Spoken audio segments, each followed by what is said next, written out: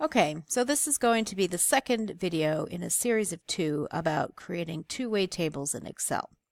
Now, the first video, we created a two-way table for a single question. We have age categories and are you or aren't you taking English in the coming term? And so we created this table.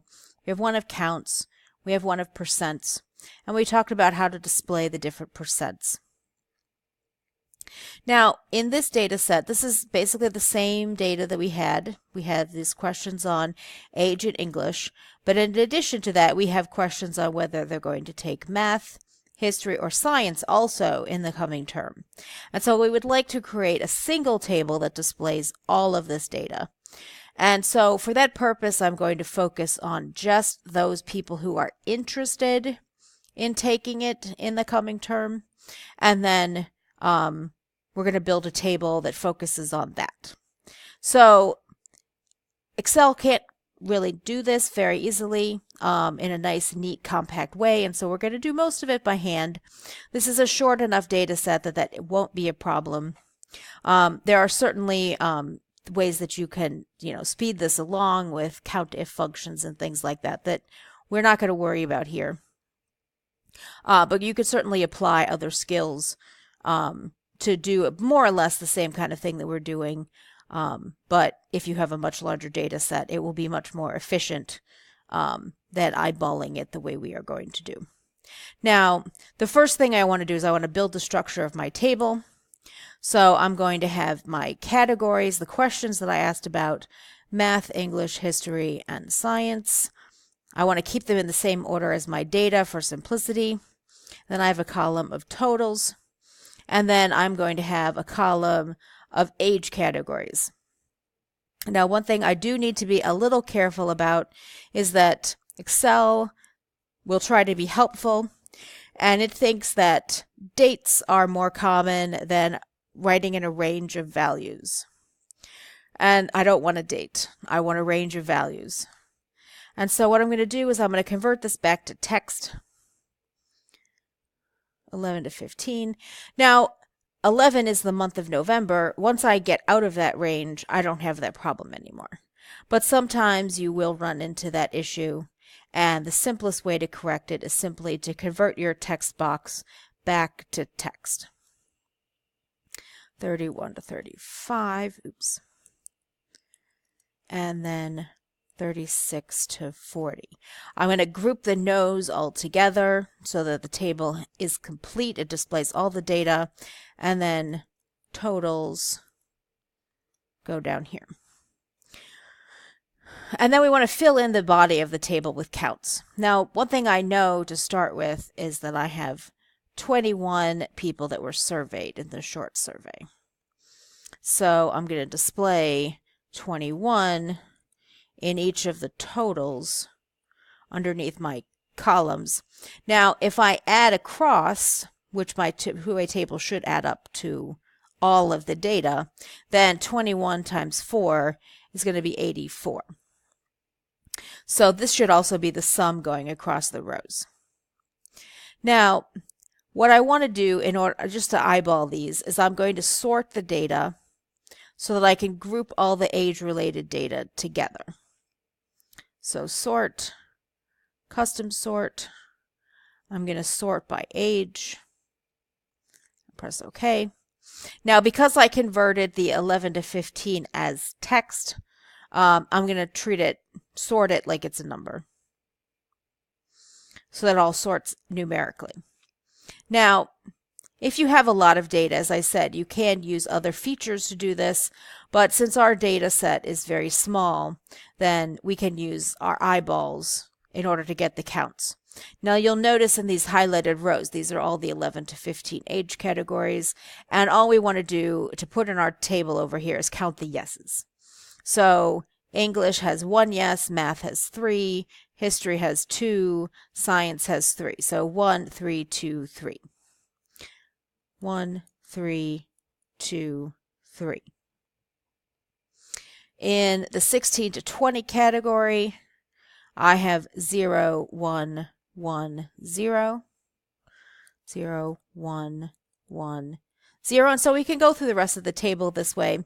As I said before, if you want to do this a little more fancily because you have a very long data set, you can do a COUNTIF function for 21 to 25. That would be this set of data. And then the criteria in this case would be yes. And because it's a word, we have to put it in parentheses. And it will do that count for us as well. But again, if you have a lot of data, that makes sense. If you don't have a lot of data, then you might as well just do it by hand because it will be faster than writing the formulas. 3, 2, 3, 3, 3, 2, 3, 3.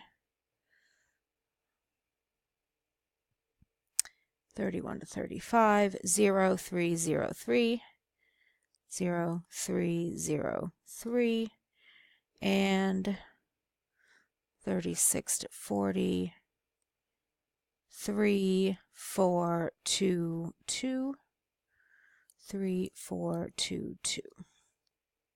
That's a 3.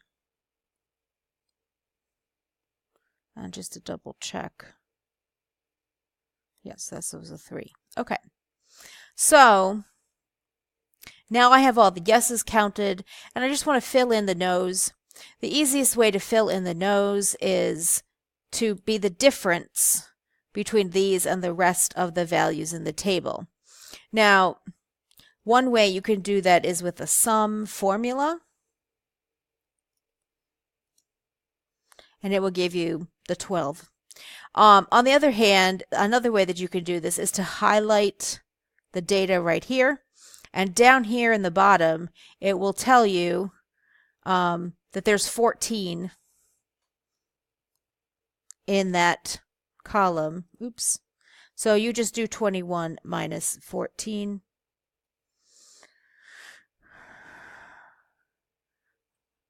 And again, you can do it either way. Sum, highlight the column,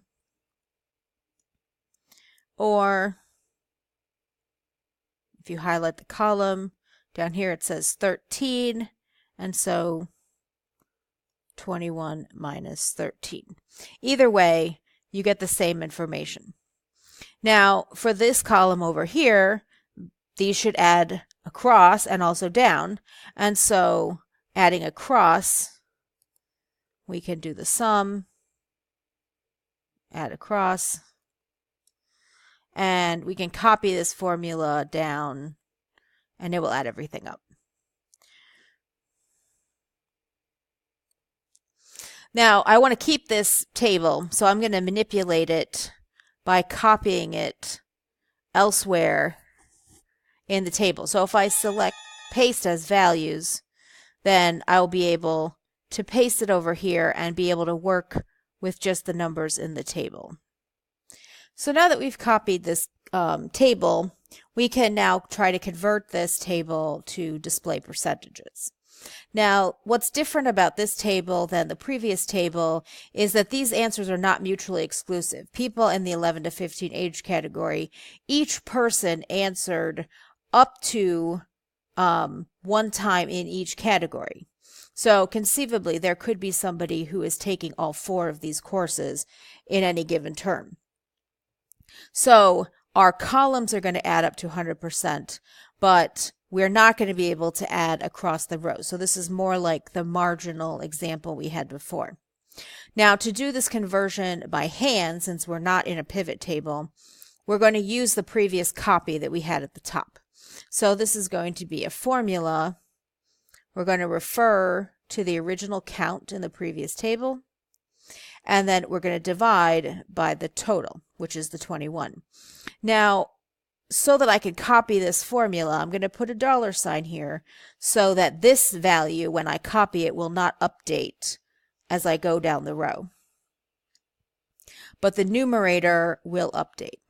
So I copy it all the way down, and then I'm going to copy the column all the way across. and then I'm going to convert this to percents. And just to be consistent with our previous example, I'm going to make it 2 digits. So you could see that this is like the marginal example we had before. Each of the percents on the bottom adds up to 100%. Now, even though I was focusing on the yeses in the body of my table, this actually makes it easier to understand how many no's there were than there were yeses. So if I don't really want to focus on the no's, I want to focus on the yeses, what I can do is I can modify this a little bit. So I'm going to copy it off to the side here a little bit, and I'm going to paste as values. I can do this from the right click and select paste as values, or I can do it from up here. And again, I'm going to convert these back to percent so that I can look at them in a sort of a more human-friendly way. Now, what I'm going to do is, since I don't want the no's in the categories, I'm going to remove the no's from the table.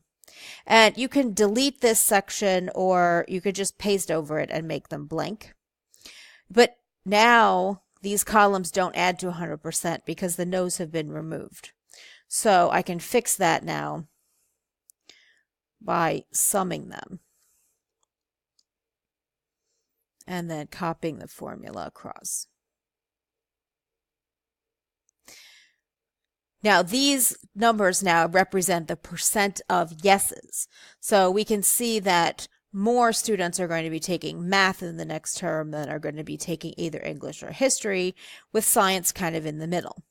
This number down here kind of represents the average number of yeses for each question. Similarly, these categories now, the total categories, represent something like the average percent of students in each category that said yes. Similarly, I can do the same thing with my count table. I can display counts in the same way. And if I paste as values so that I don't have to deal with any of the formulas changing, then I can remove the no's.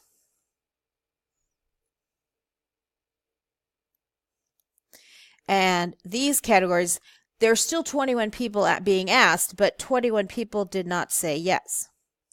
And so this will give me the count of the number of people that said yes. Last time we did this for the percentages down here, we got it from highlighting the column and getting the number off of the screen, but you can see all those values that we used in the percentages are also just the sum of the yeses in each category. So our two-way table, in this case, we display both the yeses and the no's. Only the yeses are broken out in categories. The counts add up to the total number of people surveyed, and the 4 times the total number of people surveyed, since there are 4 questions.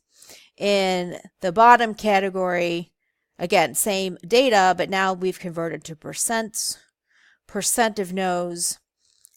A little easier to read off the table when we want to focus on the yeses. So in the second column, we have our data displayed without the yeses, without the no's.